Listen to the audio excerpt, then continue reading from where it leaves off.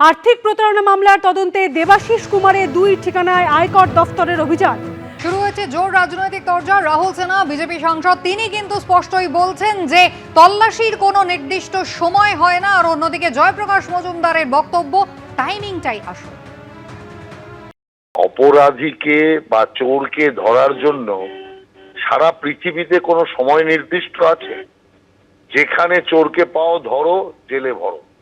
ইতিমধ্যে এজেন্সির দেবাশিস কুমারের বাড়িতে তদন্ত চালাতে গিয়ে অবৈধ টাকা পেয়েছে, অতএব স্বাভাবিকভাবেই ইনকাম ট্যাক্স ওখানে আসবে। আর তৃণমূল কংগ্রেস বলছে পার্টি অফিস, গোটা পার্টিটাই তো দুর্নীতিগ্রস্ত, সেই জন্য কোনো নেতার বাড়িও যা, পার্টি অফিসও তা। অতএব যারা দুর্নীতি করবে তাদের বিরুদ্ধে অভিযান চলুক, এটাই বাংলার মানুষের ইচ্ছা। আর সেই অভিযানে কোনো সময় ঠিক থাকতে পারে না। আর যদি চোর হবে তাহলে জনপ্রতিনিধিতে দাঁড়াবে কেন? অতএব সে টিকিট পাবে কেন? অতএব চোরকে একমাত্র চোরের স্থান জেলে। অতএব সেই জন্য বাংলার মানুষ এখন বলছে চোর ধরো, জেল ভরো। টাইমিংটাই সব থেকে বড় কথা। বিজেপি তথা অমিত শাহকে আমি বলবো, আপনাদের তো সব আছে, কেন্দ্রীয় সরকার আছে, ইডি আছে, সিবিআই আছে, ইনকাম ট্যাক্স আছে, ইলেকশন কমিশন আছে হাতের মুঠোয়, তার সঙ্গে আছে কেন্দ্রীয় বাহিনী, এবং এই সব নিয়ে আপনারা ঝাঁপিয়ে পড়েছেন বাংলা বিজয়ের উদ্দেশ্যে। কিন্তু সেই আশা দুরাশাই থেকে যাবে, কারণ গণতান্ত্রিক অধিকারের সব থেকে বড় যে জিনিসটা দরকার, মানুষের সমর্থন, সেইটা নেই। এসব অপচেষ্টা করবেন না। নিদারুণ একটা অদ্ভুত রাজনীতি শুরু করেছেন, যে ইডি সিবিআই কে ভোটের আগে লেলিয়ে দিয়ে রাজনৈতিক ন্যারেটিভ তৈরি করে ভাবছেন বাংলা জিতবেন, ভয় দেখিয়ে বাংলা জিতবেন। বাংলার মানুষ অত সহজে ভয় পায় না। পরিবর্তনের ডাক দিয়ে গোটা রাজ্য চষে ফেলছেন বিজেপি নেতারা, চড়ছেন হেলিকপ্টারেও। কোচবিহারে কপ্টারেই এবিপি আনন্দের মুখোমুখি হলেন সুকান্ত মজুমদার। তার অভিযোগ, উত্তরবঙ্গের সঙ্গে বৈমাতৃসুলভ আচরণ করেছে তৃণমূল সরকার। বাগডোগরা থেকে হেলিকপ্টারে কোচবিহারে যাচ্ছেন সুকান্ত মজুমদার। হাতে সময় কম, প্রচারে যেতে হচ্ছে বিভিন্ন জায়গায়, এবং সে কারণেই ব্যবহার করা হচ্ছে হেলিকপ্টার। আমি সরাসরি চলে যাব সুকান্ত মজুমদারের কাছে। হেলিকপ্টারের ব্যবহার এই বিশেষভাবে নির্বাচনের সময় দেখা যায় আপনাদের বিভিন্ন রাজনৈতিক দলের নেতাদের এই হেলিকপ্টার ব্যবহার করতে, প্রয়োজনটা ঠিক কোথায় এবং কতটা?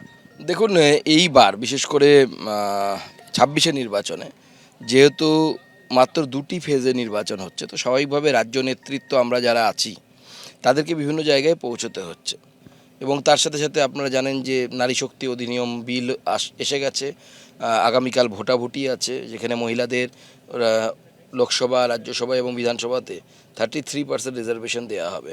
তো স্বাভাবিকভাবে তার জন্য আমাকে দিল্লি ফেরত যেতে হবে আজকেই। তো সেক্ষেত্রে এই সমস্ত ক্ষেত্রে এই হেলিকপ্টারের প্রয়োজন হয়ে পড়ে, আবশ্যিক হয়ে পড়ে। হেলিকপ্টারে উত্তরবঙ্গের বিস্তীর্ণ এলাকা দেখতে দেখতে যাচ্ছেন কেন্দ্রীয় প্রতিমন্ত্রী সুকান্ত মজুমদার। আমি দেখলাম জানলা দিয়ে অনেকক্ষণ আপনি বাইরের দিকে তাকিয়ে, উত্তরবঙ্গের প্রতি আপনার একটা আলাদা আবেগ আছে, আপনি উত্তরবঙ্গের মানুষ। কি দেখতে দেখতে যাচ্ছেন আর কি ভাবছেন উত্তরবঙ্গের জন্য? উত্তরবঙ্গ বরাবরই কেমন যেন ওই আমরা গল্প, ঠাকুরমার ঝুলিতে গল্প পড়তাম, দুয়োরণে সুয়োরানি, এরকম সেরকম বৈমাত্র্য সুলভ আচরণ উত্তরবঙ্গের সাথে বরাবর হয়েছে। গত বাজেট অনুসারে, যেটা ফুল ফ্লেজেড বাজেট ছিল, উত্তরবঙ্গের জন্য বরাদ্দ ছিল 961 কোটি টাকা, যা ক্যালকুলেশন করলে দাঁড়ায়, কারণ প্রায় 3.5 লক্ষ কোটি টাকার উপরে বাজেট আমাদের পশ্চিমবঙ্গে, 3.7 লাখ করোড়। তো তাতে পার্সেন্টেজ করলে দাঁড়ায় এটা হচ্ছে 0.33, অর্থাৎ আপনি 100 টাকার মাত্র 33 পয়সায় উত্তরবঙ্গের 18% মানুষের জন্য আপনি দিচ্ছেন। স্বাভাবিকভাবে উত্তরবঙ্গ সেইভাবে ডেভেলপমেন্ট পায়নি, ডেভেলপমেন্ট দেখেনি। উত্তরবঙ্গের জন্য IIT, IIM, fashion institute, central sports university, cancer hospital, এই সমস্ত চিন্তাভাবনা আমরা উত্তরবঙ্গের জন্য করছি। এসআইআর থেকে ইউসিসি নানা বিষয় নিয়ে তৃণমূল আপনাদের আক্রমণ করছে, বা একেবারে জনগণের ক্ষেত্রে সেন্টিমেন্টের জায়গা ছুঁতে চাইছে তৃণমূল কংগ্রেস। সেই জায়গাটা আপনারা এই এসআইআর থেকে ইউসিসি পর্যন্ত মানুষকে বোঝাবেন কি? দেখুন, তৃণমূল এখন মানুষকে বোকা বানানোর চেষ্টা করছে। তৃণমূলের হাতে আর কোনো ইস্যু নেই, ডেভেলপমেন্টাল মডেল নেই, 15 বছর সরকারে থাকলো, দেয়াল লিখন দেখুন, সব জায়গায় লক্ষ্মীর ভাণ্ডার, লক্ষ্মীর ভাণ্ডার, লক্ষ্মীর ভাণ্ডার। তার মানে 15 বছর সরকার থাকার পর 15 বছরে আমাদের মুখ্যমন্ত্রীর অ্যাচিভমেন্ট কি? শুধুমাত্র লক্ষ্মীর ভাণ্ডার। আজকে এসআইআর করেছে কারা? বিএলওরা। মমতা বন্দ্যোপাধ্যায়ের বসানো এসআইআর আগেই উনি বিডিও এসডিও সব পরিবর্তন করেছিলেন, তার হাতে বসানো বিডিও এসডিওরা। আজকে সেই জন্য কিছু মানুষের নাম যে কাটা গেছে, যারা হয়তো যোগ্য, সে তো ট্রাইব্যুনাল বলবে আগামী দিনে, তাদের জন্য দায়ী হচ্ছে মমতা বন্দ্যোপাধ্যায়ের সরকার। আর ইউসিসি তো স্পষ্ট, এই আধুনিক যুগে যেখানে ভারতের সংবিধান বলছে যে ভারতের সংবিধান জাতি, বর্ণ, ধর্ম নির্বিশেষে সবার সাথে একই ধরনের আচরণ করবে, সেখানে এটা হতে পারে না যে সুকান্ত মজুমদারের একটা স্ত্রী থাকবে, ফিরহাদ হাকিম সাহেবের 4টে স্ত্রী থাকতে পারে একসাথে। এটা তো চলতে পারে না। আর এখনকার দিনে একজন পুরুষের 4টে স্ত্রী থাকবে, এটা কি আদৌ লজিক্যাল? এ তো মুসলিম সমাজের মেয়েদের পক্ষেও ভালো হবে। এই যে হেলিকপ্টারে প্রচার, এতে কি প্রচারের গতি আরও বাড়তে চলেছে এই আগামী এক সপ্তাহের মধ্যে, বিশেষ করে সংসদ শেষ হলে?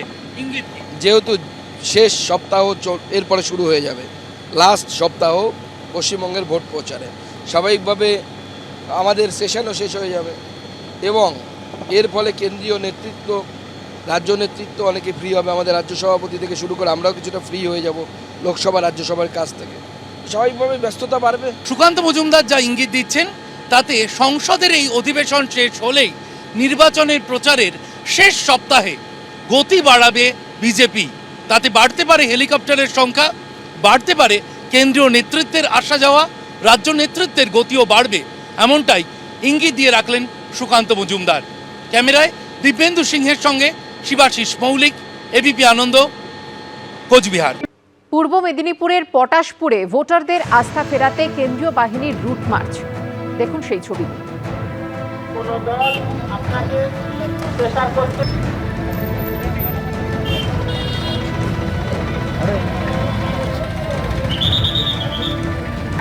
ভোট যেন নির্ঝঞ্ঝাটপূর্ণ হয়, শান্তিপূর্ণভাবে হয়, ভোটে কোনো রকম যাতে ঝামেলা উত্তেজনা না হয়। তো বোঝাচ্ছে এদিকে প্রচার।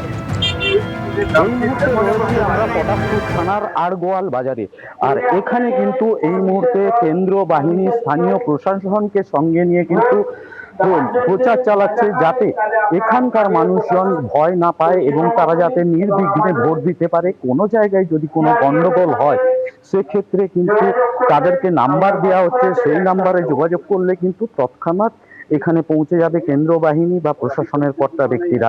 সেক্ষেত্রে যদি কেউ কাউকে ভয় দেখায় বা ভোট দানে বাধা দেয়, এমনই পরিস্থিতিতে মুখে পড়লে যাতে এখানে ভোট প্রক্রিয়া সুষ্ঠুভাবে চালানো যেতে পারে এবং সেখানে যাতে কোনো রকম গন্ডগোল না হয় এবং প্রত্যেক মানুষ যাতে নিজের ভোট নিজেই দিতে পারে এবং কোনো রকমভাবে ভীতি সন্ত্রাসের বাতাবরণ এখানে না কায়েম হয়, তার জন্যই মূলত কিন্তু এই অভিযান চলছে এখন।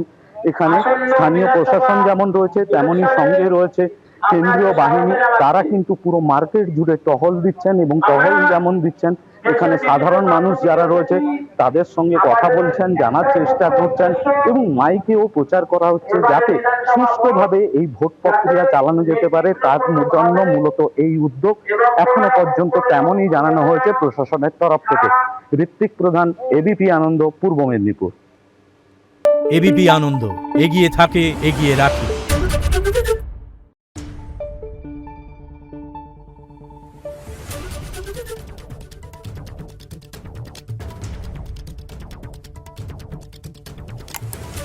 Thank you.